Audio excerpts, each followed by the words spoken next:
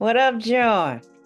You, what's going on? Nothing much, nothing much. So, shout out to our subscribers, and we asked for topics from them, and we got one back talking about sleepovers as our first episode, Grow Into It, focused on some of the things that we did when we were growing up, or some of the practice that were happening in our home as were growing up, and thinking about like in our childhood how our parents handled the request for sleepovers. Mm, yeah.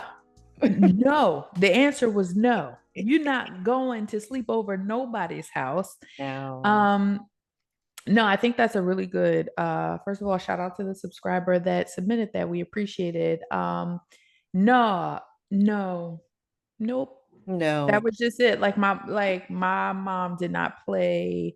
You're not going to anybody's house. And it's funny because as a kid, you're like, Mom, why can't I go over there? Right. And then as you get older, you completely understand that she's protecting you Yeah, because the reality is you don't know what goes on in other people's houses. you don't. And so growing up, I did not spend the night out.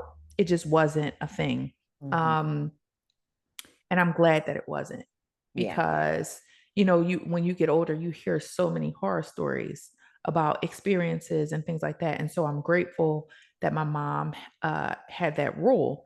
And Hmm. even now, as an adult, like that's like, no, mm-mm, It's not absolutely happening. not. Yeah. I mean, what was your experience like growing up? And then how did that translate into how you are as an adult? Yeah. I remember one instance that my mom let me sleep over, and I wound up hating it so much that we lived across the street from the person that I was sleeping over. And how did I get I guess I called her on the house phone. I was like, I didn't have a cell phone back then. I called her on the house phone and told her I wanted to come home. So she just came and got me from across the street. And I don't think that I don't recall asking after that to go spend the night at someone's home. I just think the experience of me not feeling comfortable, and it wasn't anything like the parents or the child did. I think it was a matter of not being in my own home, in my own space, that I just wasn't, I was uncomfortable and called my mom and she came and got me. And that was what it was. And I guess thinking about that transition into adulthood first for me as a parent, um, yeah, I was probably a little more lenient for my kids. I did let them stay over, but that was like after some serious investing in time and learning about the parents. And like for my sons, these were people, their parents, like I had close relationships with because they had been Mhm. going to the same school with these kids for years. And then my daughter, I was like super protective of her, but again, same thing. This makes me think of a story regarding my daughter, not necessarily spending the night, but spending time away from me when she was older. And she had to call me to tell me that she wanted to come home. Mind you, Mm. she was in another country. Uh, Mm. but because she reached out, what did mama do? First, I was trying to get on a plane to get to her. Me But too. I second, was exactly, was I called you and I was like, this is happening. We need to yeah. do something. But it I wouldn't said have the worked flight out. leaves at 4. It leaves at 4. Yeah. And it would have got us there the next day. That was the problem. But she reached out. I made arrangements. I got my baby home. And it was a day earlier than she was supposed to come back home, but it was done because I never wanted her to feel like she couldn't call in whatever circumstances she was in, feeling uncomfortable, that I would not help her get out of that circumstance. So that was very important to me to be there for her in that moment. Mhm. But then I think about it, transitioning into like my own personal adulthood of like, in relationships, how I felt about people staying in my home or me staying in their home. And specifically talking about men, like my girlfriends, you can come stay whenever you need to. But Mhm. guys, it's like, not Mhm. too sure about that. Mhm. It would take, well, one, I mean, we'll probably dig into some of these topics later on, but I had children or have children. Mhm. They didn't go anywhere. I have children, but they were younger. And, I wasn't having people around them overnight. And if for any reason someone wound up asleep in my home, they were gone before my kids got up. It was just a matter of like respecting my kids and those boundaries. Mhm. And, me staying at their place. depend on how cleanliness and Mhm, comfort, and I got mhm, my own I've had, a house for a very long time, so I did not need to stay mhm, somewhere where I wasn't feeling comfortable, but yeah, it's interesting how that kind of I mhm. guess in my own trajectory of like comfort, am I comfortable in this circumstance? If yes, stay. If no, I'm not. If then clause, yes, I Exactly. appreciate that. No, I agree. So I think along those same, like the general response was no to sleeping over, but I also remember two times where one, my best friend at the time when I was a kid, when I was still using that term, lived legit around the corner, and I stayed at her house maybe once or twice. But Mm, that was like my mom could walk around the corner, right. and my mom knew her mom. And Mhm. then the other one was like legit a few doors down, and like all of us were over there, and I ended up not even staying the full night because Yeah. something happened and I was like ready to go. But I think because of how I was brought up and not staying at people's houses, that's not something I do generally. Yeah. And to your point, it even translates into adulthood, like everybody can go home, That's like no, right. I don't, Yeah. no. I don't And have thanks, this, okay, come, bye bye bye, everybody right. And go then, home. when you're upset at yourself for allowing, it's like, how did you You get get here. Yes. Nobody's supposed to be. That's No. right. Go. Going Please. home, going home, Thank yes. you. It's a matter of, like, you wanna make sure that your home and your space is your sanctuary, so Yes. making sure that the people that are there and the vibes that are in there are those that you want in Mhm. your home, so not just letting any old body stay, No, and for the sake everybody of shouldn't it. know where you live. Absolutely not. That's Absolutely just not. it. That's Everybody right. shouldn't know where you live. And yeah, it's your place of comfort Yeah. because people are crazy and you just sitting at home one day and randomly they knock on your door. Who Oh, that? Who that and why you here? I don't play no. that. I do not play No. that. So it's Listen. a lot of different reasons why Mhm. that is not the case. So That's I right. agree. Like I agree that um to your point about when your daughter was away and she wanted to come home, that's Mm, important in establishing that relationship yeah. where no matter what's going on, I want you to feel comfortable being able to come and talk to me Mm, because at the end of the day, I'm always going to do what's best for you.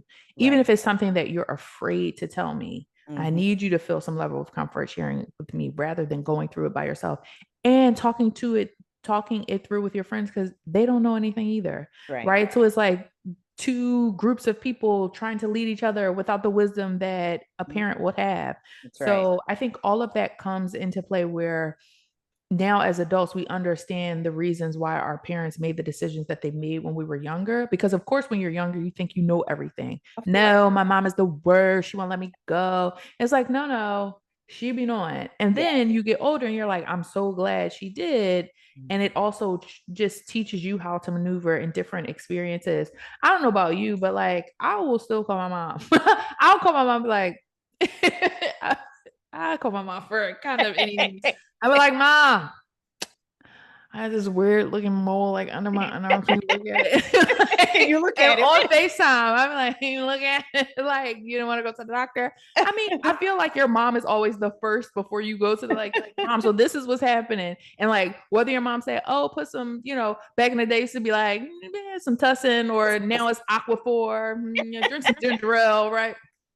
But if she'd be like, "No, I think you should go to the doctor," then it like your anxiety level goes up 10 times where it was because if my mom can't solve this and I have to go to the doctor, something is really wrong. Now I'm Googling. And then when you Google, everything goes to crap. So Exactly. Exactly. I don't think it, Exactly. I think the good thing is the relationships that are established when you are younger definitely translate into when you're older, where Yeah. you feel comfortable picking up the phone and calling your mom or dad Mhm. for any and everything. And I think that's important, but it also goes back to as you get older, you start to understand the reasons why Yeah. the decisions were made the way that they were when you were younger. Yeah. Yeah. I do try to it's funny because when my kids were younger, I used to call myself the CEO of no. That was my response to everything. Ask me one thing. No. No. No, cannot no. And then I had to stop and reflect, like, why am I saying no? And my Mhm, responses can't be out of fear of mhm, the unknown, because how mhm, will my kids navigate this world if I'm making all of these mhm, decisions for them not to do something? mhm, And there are things, of course, like you make me think about what was just in the news recently with the kids that stayed over the girl's house and the dad mhm, like put something in their drink, and that mhm, was mhm, I can't even mm, imagine. mm, mm. So yeah, like having being thoughtful around like the uncertainty of putting your children in the hands of someone else. Of course, we are super mindful of that. But I had to also catch myself on the, just the regular activities that they wanted to do Yeah. away from me because, as a mama bear, I just wanted them to be safe under me all the Mhm, time. But mhm. then that does not allow them to experience things to make Yeah. their own decisions, even Yep. bad ones, even when they're younger and still have to kind of follow whatever rules mom sets out. Mhm, I've found that when I kind of let go just a little bit of the reins and allow them to kind of experience things and have to make those hard decisions early on, it's been super helpful um, for them, I think, now in making decisions. And I think about like going back to my daughter, and there's been things that she's said that she's had to say to people or have, said on behalf of other people, mhm. confronting people, having hard conversations that at her age, I was blown away, like, how Yeah. I'm shocked that she, Yeah. felt comfortable doing it, but proud as well, and I Mhm, think, in the times that I was making all the decisions for them, those are the spaces where they don't feel as comfortable of deciding things for themselves now as they're older. So I think, just thinking about that, but also, I love it when they call me and ask for my advice for things, but thinking about what you said about the, calling mom and asking about medical advice. One of my sons did that recently. And my response, like I tried to respond in a way, and then he wasn't satisfied with my response. But I was like, I think you would feel most comfortable if you were just make an appointment at the doctor. Wound up that doctor like really set it off to another level and scared all of us. And I was just like, oh my God, I shouldn't have said anything. I should have just sent you straight to the doctor. But then it wound up not being as, scary as we all thought once he talked to the Mhm, doctor. So, I love as a mom, you have the desire for your kids to need you and want you, but I've also learned that there is so much beauty in them mhm, not needing you.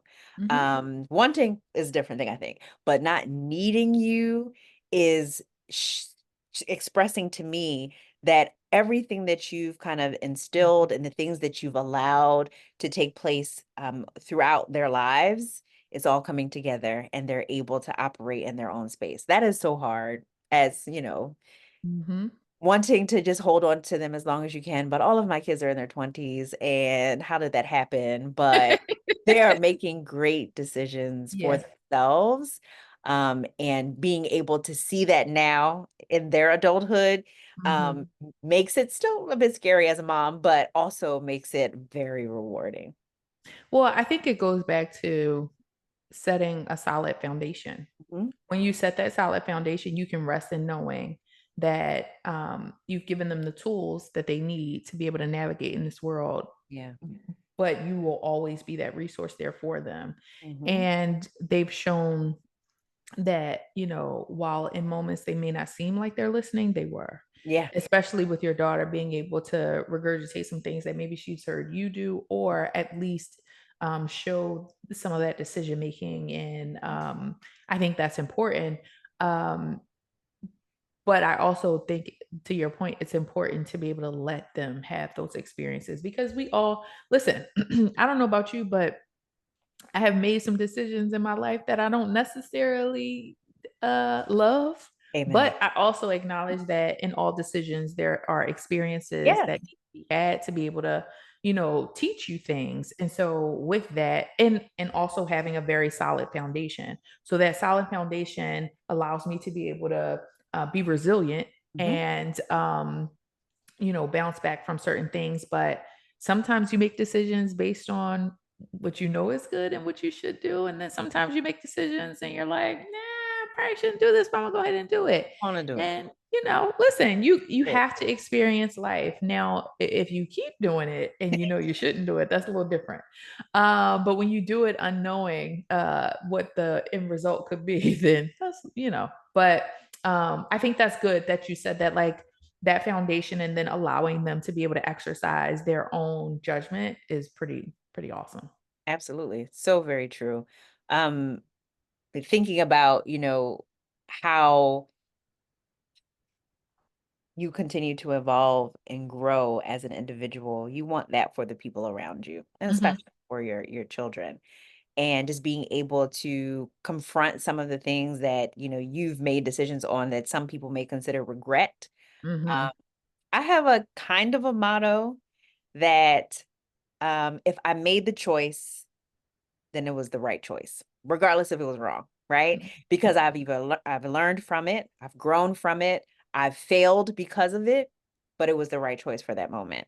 Um, not saying like I want to be clear, like I'm making decisions in a more positive direction of my life, like not the times where I was kind of young and dumb. And mhm, I mean, even then, I will say, even those decisions helped me to become the person that I am now.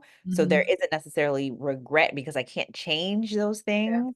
So why live in a space of regret where I can't do anything about it but grow from it? Mhm, Um, but as thinking about the decisions that I have to make now as a full mature adult, mhm, um, I have to go with it. I flow with it mhm, and I learn from it. So I think it's always important to give myself the grace mhm. to know that right or wrong, there will be learning. And on the flip side of that, there are those that think differently, Yeah. where there are decisions, and then the result of the decision makes you feel like, why did I even how did I get here? Hmm. Why is this the end result? And then you go down a rabbit hole of thinking about all the possible ways that you could have avoided Yeah. this end result. Hmm. And that's a vicious cycle. And it happens. It Hmm. happens more often than I think people admit. And just acknowledging that it's happening, and also reminding yourself of what you mentioned, like you can't change it and it's okay. That's right. Sometimes if you think about a picture where all of the little pixels make up this one large picture, sometimes when you do what I said, where you focus on how did I get here, and what are the things that I could have done to avoid getting here, you're Hmm. actually zeroing in on that one small pixel, Hmm. where you will go down this rabbit hole and completely spin yourself out of control, versus taking a larger view of how this one path on your journey has now contributed to this very beautiful picture of your life. So Hmm. I think if more people, and I'm talking to myself because I have the habit of going down that rabbit hole. I think that if more people could like refocus and zoom out a bit, Hmm. then it'll take less of your time, which again you can't get back, Right. of like just going over and over in your mind, like, how did I get here? And also you can make more of something than it really is. Hmm. And if you could just, it doesn't happen overnight. It's definitely something that you have to, gain some muscle memory around. But if you can do that, it makes a huge difference, and it allows you to feel more free and living and experiencing life. Absolutely, absolutely. So as we think about, how we are navigating these spaces and reframing and refocusing, like you said, zooming out to the bigger picture, recognizing that we're all just trying to do it day by day, whatever that looks like, whatever that decision leads to, giving ourselves a little grace and also learning from all of it. Well, this has been a great yet another great conversation. I look forward to the next episode, but until then, Like and subscribe. and subscribe. We'll see y'all again soon. See ya.